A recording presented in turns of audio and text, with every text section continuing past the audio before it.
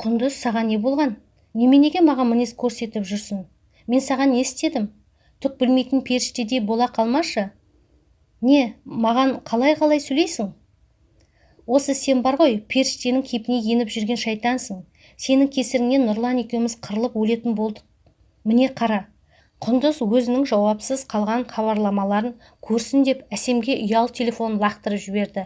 Көрдің бе, оқысаңшы. Сенің кесіріңнен Нұрлан түні бойы қонақ бөлмеде жатты. Менімен сөйлеспей қойды. Қанша жалынып хабарлама жаздым, ешбіріне жауап бермеді. Демек, өзің сол дәрежеге жеткізгенсің. Өзің кінәлі бола тұра, кінәні өзгеден іздегеніңді қашан қоясың? Не? Сонда сен маған өзің жамансың деп тұрсың ба?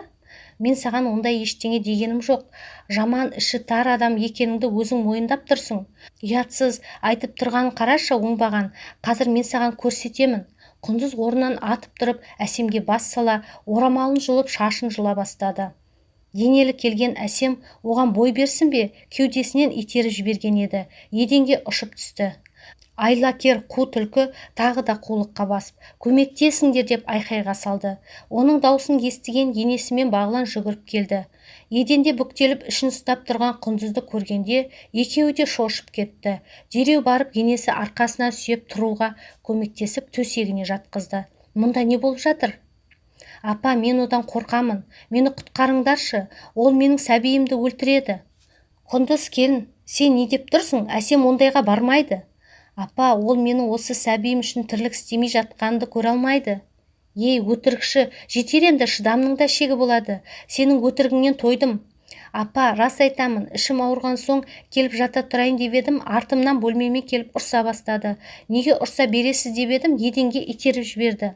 Апа, ол өтірік айтып тұр. Мен оған тиген жоқпын. Жетер енді. Ауырып жүрген адамда нең бар? Мен саған айттым ғой, үндемей жүре бер, мен бармын, өзім сөйлесемін деп. Нең бар еді? Апа, мен оған ештеңе істемедім. Өзі алдымен маған бас салды. Ештеңе істемесең артынан неге бөлмесіне келдің? Сонша жылдан бері істеп жүрген шаруаңды істей алмай қалдың ба? Апа, неге үнемі кінәсіз болсам да маған айқайлай бересіз? Әсем әділетсіздікке шыдай алмай, енесіне қарап айқайлап жылап жіберді. Сыртта тұрған Бағлан әйелін сыртқа сүйреп шықты. Заттарыңды жина да, балаңды алып үйіңе кет. Бағлан, мұның не? Мен не бүлдірдім? Айттым ғой, мен оған тиген жоқпын. Кет деген соң кет. Кетпеймін. Бұл менің дейім, қууға еш қақың жоқ. Балам-ау, енді сен шықтың ба? Қайсы біріңе күйінейін? Өлтіретін болдыңдар ғой мені. Әйеліңде нең бар? Қателік жасамайтын адам болмайды. Ол да тірліктен шаршаған болар. Соған бола үйіне қуып жіберуің керек пе? Қателік, шаршау. Апа, сіз 6 жыл бойы Әсемді тани алмадыңыз ба? Мен оны қателік жасағаны үшін қуып жатқан жоқпын.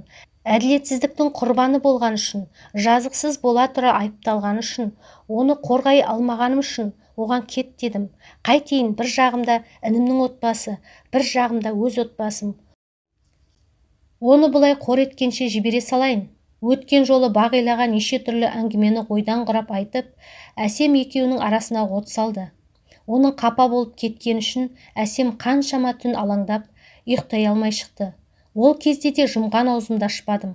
Мені аулада отырғанымды байқамай, сіздердің көздеріңізше ауырған сыңай танытып, ешкім жоқта, еш қиналусыз жүргенін өз көзіммен көрдім. Тіпті байқаусызда өз істеген арам пиғылдарын құрбыларына мақтана айтқанын да өз құлағыммен естідім. Оның арсыздығы сондай, тіпті дәрігерлерге пара беріп, өзін ауру етіп айтқызған екен. Оның анасымен сөйлескенін естіп қалдым. Қойшы, бір күн түзелер десем, оның арсыздығы шектен шығып барады. Нұрланның тапқанын, менің жұмысқа жарамай жатқанымды үнемі бетіме баса береді. Қайтейін, апа? Менің жұмыстан қашпайтынымды өзіңіз жақсы білесіз. 6 ай өтсін, денсаулығым қалпына келсінші. Осы үйді тұрғызған, інімді оқытқан, көлік алып берген, дүкен ашып берген мен емес пе? Сол үй болсын деп, сізге әр тапқан ақшамнан $1000 беріп жүрген мен емес пе? Әйелім, баламның аузынан жырып, жинап жүрген кім? Мен мұның бәрін міндетсінбеймін. Ағалық перзенттік борышым деп білемін. Оның бұл қылықтарын ініме қалай айтамын?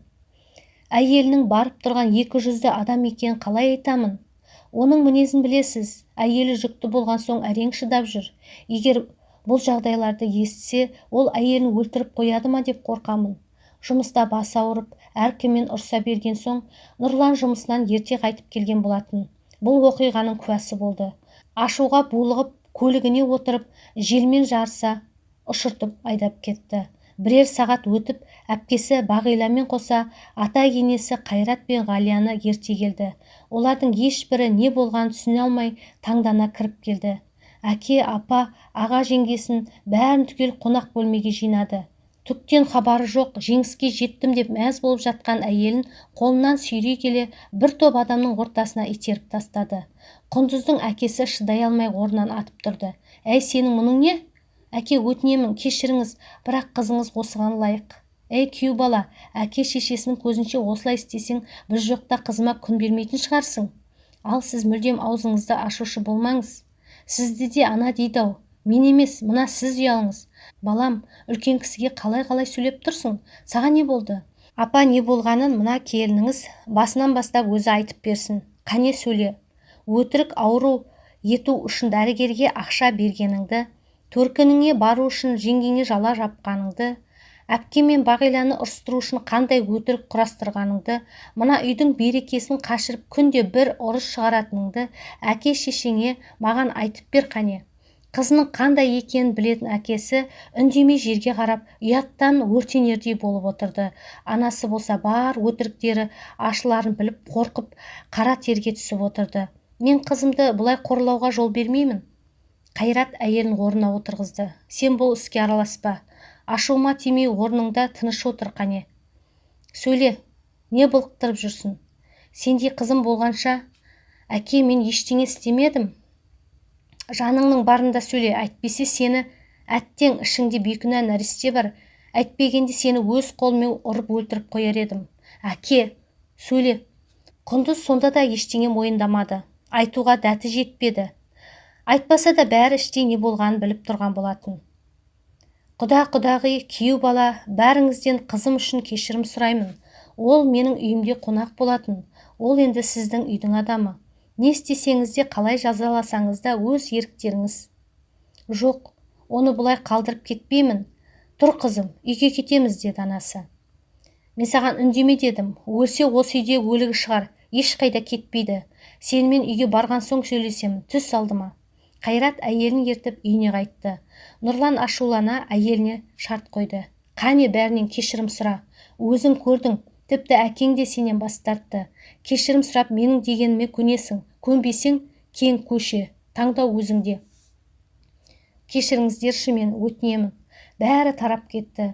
Жалғыз өзі қонақ бөлмеде жылап қала берді. Бағила жеңгесінен кешірім сұрап татуласты. Қайрат та өз әйелін тиісінше жазалап, өмірінде алғаш рет 30 жыл бойы отасқан жарына аяусыз қол көтерді. Нұрлан бір апта бойы әйелінен бөлек жатып жүрді. Одан кейін де бір төсекте жатқанымен оған көңіл бөлген жоқ. 6 ай бойы ұялы телефон алып бермей қойды. Ешкімді маңына жолатпай, көмектесуге рұқсат бермей, үйдің бар шаруасын Құндыздың мойнына жүктеді. Бірақ әйел болған соң енесі мен абысыны жаны ашып көмектесіп жүрді. Көнгісі келмеген, бірақ көнбеске амал жоқ, әкесі үйіне кіргізбесін біледі. Барар жері жоқ әйел тәубесіне келді. Басында мойындағысы келмеген өз кінәсін уақыт өте түсінді. Көрсе қызар, дүние құмар, әйел нәпсісін тия алмай бір демде бәрінен мақрұм болды. Нұрлан бір тиын да бермей қойды. Ақша беру былай тұрсын, ауыз ашып сөйлеспейтін. 6 ай азапты өмірі сәби дүниеге келген соңына жетті. Нұрланның өкпе ренішін шекесі торсықтай ұлы бір сәтте жойып жіберді. Қырқынан шыққанша енесі мен абысыны аяқ қолын ыстық суға малып күтімін жасады. Олардың бұл әрекетінен Құндыз өз істеріне одан әрі ұяла түсіп, еңкілдеп жылап отырып кешірім сұрады. Олар да кешірім беріп тату-тәтті өмір сүре бастады. Уақыт өте келе бәрі ұмыт болғанымен, Құндыз өзі ұмыта алмай, әр түн сайын ар азабы маза бермей, әр түнде бір жылап алатын. Қателігін өтеу үшін оған бар өмірі аздай көрінетін. Бәрін ұмытқан Нұрлан әйелінің өзгергені үшін риза болып, соңғы үлгідегі ұялы телефон сыйға тартты. Балаға өзіне қажет болар деп сұрамаса да күніге аз-аздан ақша беріп жүрді. Бірақ Құндыз бұрынғыдай жұмсамай, ақшасын жинап жүріп, енесі мен абысына сыйлық жасады. Телефон қолына тиген бойда бір кездері ақылын тыңдамай, өзіне жау санаған әпкесі Маржанға қоңырау шалып, бәрі үшін кешірім сұрап, үнемі ақыл кеңес сұрап отырды. Ғаламтордан іздеп жүріп, отбасына арнап түрлі тағамдар дайындап, көңілдерін табуға тырысатын. Өкпе реніш күшін жойып, татулық, бірлік, береке үстем алды.